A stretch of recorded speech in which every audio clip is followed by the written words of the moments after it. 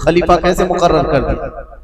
پہلی چیز تو یہ ہے کہ کوئی ایک روایت بھی ایسی ثابت نہیں کہ جس میں امیر معاویہ یہ جان بوجھ کر کے کہ اس کا فسق و فجور، اس کی نالائکی ان کو معلوم تھی، اس کے باوجود بنایا، ایسی کوئی روایت نہیں۔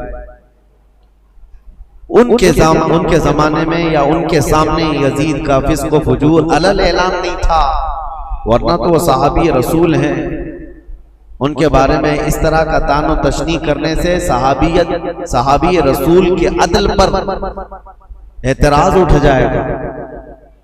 ان کے علم میں یہ چیز نہیں تھی، پہلی بات تو یہ ہے۔ اور اگر سوال یہ ہو ان کے اوپر کہ اگر وہ نہ بناتے تو اتنا سارا معاملہ ہی نہیں ہوتا، تو سوال تو حضور۔ السلام علیکم ورحمۃ اللہ وبرکاتہ۔ میرا نام محمد فیصل اور آپ دیکھ رہے ہیں RS ورلڈ کو۔ مفتی سلمان اظہری صاحب نے واقعہ کربلا پورا بیان کیا ہے، آپ اس ویڈیو کو سنیں، انشاءاللہ تعالی آپ کے روح کو سکون ملے گا۔ کس طریقے سے یزید لوگ امام حسین کو شہید کیے، پورا واقعہ کربلا مفتی سلمان اظہری صاحب نے بتایا ہے۔ آپ اس ویڈیو کو پورا ضرور دیکھیں، ہم نے پارٹ 1 شیئر کیا ہے، اس کے بعد ہم پارٹ 2 اور پارٹ 3 پورا واقعہ کربلا اسی چینل پہ آپ کو ملے گا۔ مفتی سلمان اظہری صاحب نے بتایا اس طریقے سے، مفتی سلمان اظہری صاحب کی آنکھ میں آنسو آ گیا، کس طریقے سے یزید کوفہ کے لوگ نے امام حسین کے ساتھ غداری کیا، ان کو قتل کیا، شہید کیا۔ مفتی سلمان اظہری صاحب کی یہ ویڈیو آپ پورا ضرور دیکھیں، اور ویڈیو اچھی لگے تو ویڈیو کو لائک شیئر۔ صلی اللہ تعالیٰ علیہ وسلم کی ذات پر بھی تم کرنے لگ جاؤ گے۔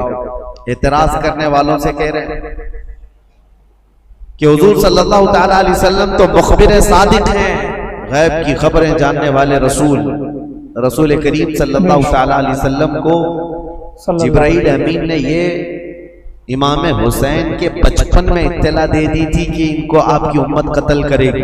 یہ روایت تو سنیں نا، بے شک بچپن میں امام حسین کی شہادت کی خبر مشہور ہو گئی تھی، تو رسول کریم صلی اللہ تعالیٰ علیہ وسلم کو یہ معلوم تھا کہ امام حسین شہید ہونے والے ہیں، تو کیا یہ نہیں معلوم ہوگا کہ کس کے ذریعے سے قتل ہونے والے ہیں؟ تو یزید کے ذریعے سے اگر امام حسین قتل ہونے والے معلوم ہیں حضور کو، تو حضور صلی اللہ تعالیٰ علیہ وسلم امیر معاویہ کو بلا کے وصیت کر جاتے کہ اے معاویہ، جب تیرے گھر کوئی بیٹا پیدا ہو یزید، اس کو خلیفہ کبھی نہ بنانا، ورنہ میرا نواسہ قتل ہو جائے گا۔ نبی کریم صلی اللہ تعالیٰ علیہ وسلم نے امیر معاویہ کو اس طرح کی کوئی وصیت نہیں کی۔ تو اعتراض کرنے والے یہ بھی کر سکتے تھے یا یہ بھی کریں گے کہ رسول اللہ صلی اللہ تعالیٰ علیہ وسلم نے وصیت نہیں کی معاویہ کو، جس کی وجہ سے کربلا جیسے حالات پیش آ گئے اور حسین اعظم کا قتل ہو گیا۔ بلکہ میں تو یہ کہوں گا جن کی عقل ٹھکانے پر نہیں ہے وہ تو یہ بھی اعتراض کریں کہ اللہ کی ذات پر اللہ نے یزید کو پیدا ہی کیوں کیا؟ کیا رب تعالیٰ نہیں جانتا تھا؟ اللہ رب العزت کے علم میں ہر شے ہے۔ معاملہ یہ ہے میرے عزیزوں، بہت سارے معاملات اگر تم کسی پرٹیکولر ایک ہی آدمی پر اعتراض کرو گے تو یہ حالات اور تقاضے کے مطابق نہیں ہے۔ بہت سارے معاملات ایسے ہیں جو اس روئے زمین پر صرف امتحان کے لیے لائے گئے ہیں۔ یہ دنیا دارالعمل ہے، یہ دنیا دارالامتحان ہے، یہاں ہر کوئی اپنا امتحان دینے آیا ہے، اور جو سوالات اس طرح کی گردش کرتے کچھ ان کی طرف سے کچھ ان کی طرف سے۔ آپ کو پتا ہے اللہ کا کروڑوں احسان ہے کہ رسول کریم صلی اللہ تعالیٰ علیہ وسلم کی حدیث یاد کرو۔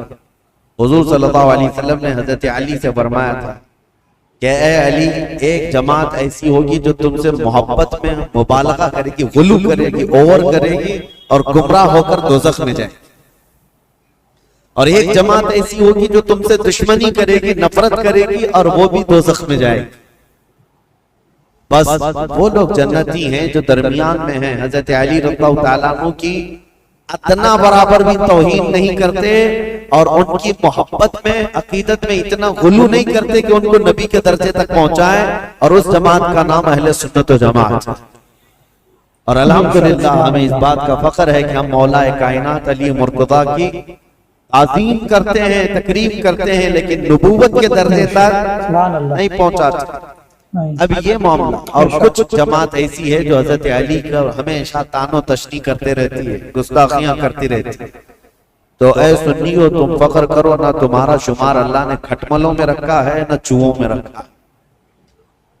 بے شک. الحمدللہ یہ رسول پاک صلی اللہ تعالیٰ علیہ وسلم کے ان شعروں میں ہمارا شمار ہے جو حق بولتے ہیں اور ہر حق پر قائم رہتے ہیں. ہوتا یہ ہے کہ ادھر سے بھی ادھر سے بھی فساد مچایا جاتا ہے. حضرت علی کے خلاف کچھ جماعتیں بولتی ہیں، حضرت امیر معاویہ کے خلاف کچھ جماعتیں بولتی ہیں. اب حضرت علی رضی اللہ تعالیٰ عنہ اور کربلا کے واقعات کے متعلق جو لوگوں کو پیٹ میں درد ہے اور یہ کہتے ہیں، یہ مولانا لوگ بڑے بڑے واقعات سناتے ہیں، لمبی داستانیں سناتے ہیں، کربلا کے میدان میں یہ ہوا وہ ہوا. حسین اعظم کربلا کے میدان میں گئے تھے، ان کے سامنے ان کے بچے شہید ہو رہے تھے، کٹ رہے تھے. اور حسین کون ہے؟ رسول اللہ کے نواسے.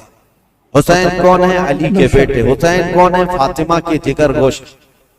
ان کے ساتھ نسبتیں رضوان اللہ تعالی علیہ مجمعین. اتنے بڑے حسین اعظم اور صحابی رسول ہیں جس کے درجے کو کوئی غوث بھی نہیں پہنچ سکتا.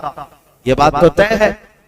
اب یہ سوال چوہوں کی طرف سے جو یہ کہتے ہیں کہ جب کربلا کے میدان میں وہ اپنے بچوں کو نہیں بچا سکے تو پھر کوئی غوث اور کوئی قطب کوئی ولی تمہارے پکارنے پر تمہاری مدد کیسے کر سکتے ہیں؟ تو ہمارا بھولا بھالا جوان جس کو پٹی پڑا دی جاتی وہ سمجھتا، ہاں کربلا کے میدان میں جب حسین اپنے بچوں کو نہیں بچا سکے تو پھر دوسرے ولی کیا بچائیں گے، اور کیوں ہم دوسرے اولیاء کو پکاریں گے مدد کے لیے؟ یہ اس طرح کے شوشے چھوڑے ہوئے ہیں. پہلے تو ان ظالموں کو یہ جواب دو، حسین اعظم رضی اللہ تعالیٰ عنہ کو کربلا کے میدان میں جان بچانے کے لیے نہیں بھیجا گیا تھا بلکہ اپنی جان دے کر اسلام بچانے بھیجا گیا تھا. بے شک سبحان اللہ. وہ وہاں جان بچانے نہیں گئے تھے بلکہ اپنی جان کی قربانی دے کر اسلام بچانے گئے تھے. اگر وہ کوشش فرماتے یقیناً پورا دریائے فرات ان کے قدموں پر موجیں مار رہا ہوتا. حقیقت بات ہے میرے عزیزوں، وہ دارالامتحان میں تھے. امتحان کے وقت وہ امت کو ایک عظیم درس دینے گئے ہوئے تھے. اس سے یہ ثابت نہیں ہوتا کہ وہ مدد نہیں کر سکتے، یہ مدد نہیں کر سکتے. ہم بغداد شریف میں تھے اور واپس آئے زیارت کی. ایک صاحب سے ہماری ملاقات ہوئی، انہوں نے کہا اچھا مولانا بغداد سے جا کر آ رہے ہیں، آپ کی جماعت تو غوث پاک کہتی ہے. کہا بالکل. کہا وہاں تو اتنے بم برس رہے ہیں، سنا ہے ہم نے، وہاں تو مسلمانوں کا قتل ہو رہا ہے، کتنے تو وہاں پر میزائل داغے جا رہے ہیں. کہا ہاں سنا ہے، ہو بھی رہا ہے، حقیقت ہے، ہم دیکھ کر کے بھی آئے. کہا تو پھر غوث کیا کر رہے ہیں آپ کے؟ کیا ان کو بغداد والوں سے محبت نہیں ہے؟ میں نے ان سے سوال کیا، غوث پاک کو بغداد والوں سے جتنی محبت نہیں ہوگی، اس سے کروڑوں درجے اللہ کو مومنوں سے محبت ہے. میں پوچھا اللہ کیا کر رہا ہے؟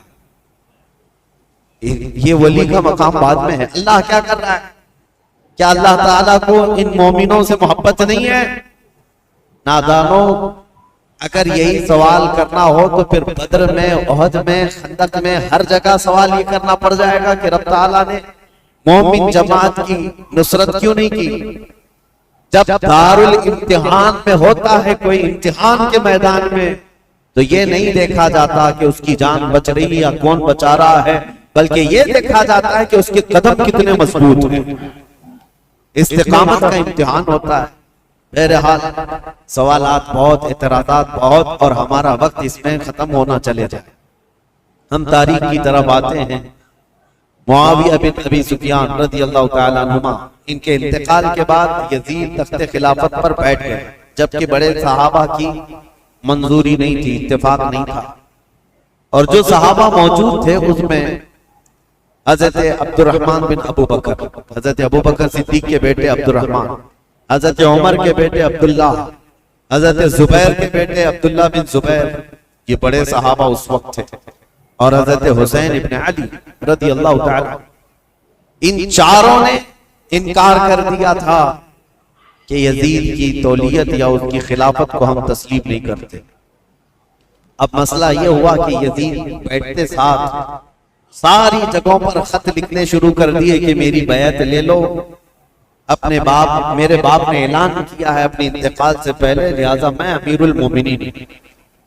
کوفہ میں، بصرہ میں، سب جگہ یزید کی بیعت شروع ہو گئی۔ اب مسئلہ آ جاتا تھا مدینے کا، اور یہ چاروں بڑے صحابہ مدینے میں تھے، تو یزید کو ڈر انہی لوگوں سے تھا کہ یہ چار لوگ اگر منع کر دیے اور انکار کر دیے تو پورے حجاز میں میرا بیڑا غرق ہو جائے، اور ان چاروں میں کوئی ایک بھی کھڑا ہو گیا اپنے خلیفہ ہونے کا اعلان کرتے ہوئے تو آدھی دنیا ان کی طرف مائل ہو جائے گی، اس لیے کہ یہ چاروں بڑی عظمت والے ہیں، ایک صدیق اکبر کا بیٹا، ایک فاروق اعظم کا بیٹا، ایک حیدر کرار کا بیٹا، ایک عبدالزبیر رضی اللہ تعالیٰ عنہ کا بیٹا، تو یہ عشرہ مبشرہ کے بیٹے ہیں اور ان کی نسبتیں بھی بڑی ہیں، اور یزید کہاں، اس کی کون سی نسبت ہے؟ یہ تو حضرت امیر معاویہ رضی اللہ تعالیٰ عنہ کے گھر میں ان کی امارت کے زمانے میں پیدا ہوا، یعنی جب وہ گورنر تھے اس زمانے میں پیدا ہوا۔ ان چاروں صحابہ سے عمر میں بھی چھوٹا، اور عمل کا تو دور دور تک کوئی واسطہ ہی، کیونکہ تاریخ میں یہ ساری چیزیں محفوظ ہیں آج بھی۔ یزید دن رات عیاشی میں مبتلا رہا، کیونکہ اس نے عمارت دیکھی تھی اور مالداری دیکھی تھی، جس کی وجہ سے اس کے فسق و فجور کا سب بعد میں لوگوں کو پتا چلا جب وہ تخت پر بیٹھا، بندروں کو کھلانا، نچانا، کبوتر بازی کرنا، اور باندیوں سے اور غلاموں سے رقص کروانا، یہ ساری چیزیں اس کے ساتھ موجود تھی۔ اب یہ خبریں جب مشہور ہو گئی تو کیا جو رسول اللہ کے صحابہ ہیں ایسے شخص کو امیر تسلیم کر سکتے تھے، جنہوں نے خلفائے راشدین کا زمانہ دیکھا، جو چاروں خلفاء کا زمانہ دیکھے ہوں اور جو خود رسول اللہ کو دیکھے ہوں، تو وہ اس عظیم اسلام کے دامن میں کسی ایسے شخص کو برداشت کر سکتے تھے؟ ہمارا اور تمہارا حال الگ ہے، ہم نے ہر طرح کے امیروں کو دیکھا ہے، ہر طرح کے حاکموں کو دیکھا ہے، چوروں کو بھی دیکھا ہے، ڈاکوؤں کو بھی دیکھا ہے۔ ہمارے سامنے کسی نئے لیڈر کو لا کر اس کی تعریف کر دی جائے تو ہو سکتا ہے پھسل جائیں، کیونکہ بروں کو ہی دیکھتے آئے۔ لیکن وہ چار صحابہ جو مدینے میں ہیں، ان کا حال تو ایسا تھا جنہوں نے رسول اللہ کو دیکھا، جنہوں نے صدیق اکبر کا زمانہ دیکھا، اور فاروق اعظم کی عدالت دیکھی ہے، عثمان بن عفان کی سخاوت دیکھی، اور حیدر کرار کی شجاعت۔ کس طریقے سے کوفہ کے لوگ، یزید لوگ امام حسین پاک کو شہید کر دیے، اور کتنا زیادتی کیا اہل بیت پورے خاندان پر۔ مفتی سلمان ازہری صاحب نے واقعہ کربلا بتایا، یہ پارٹ 1 ہے۔ اس کے بعد پارٹ 1، پارٹ 3، پارٹ 2، پارٹ 3 پورا واقعہ کربلا آپ کو اسی چینل پر ملے گا۔ آپ روزانہ اس چینل کو ضرور دیکھیں۔ اگر آپ ہمارے چینل پہ نئے ہیں تو چینل کو سبسکرائب کر لیں اور بیل آئیکن دبا لیں، کیونکہ ہماری آنے والی ویڈیو سب سے پہلے آپ تک پہنچے۔ ویڈیو کو زیادہ سے زیادہ شیئر ضرور کر دیں۔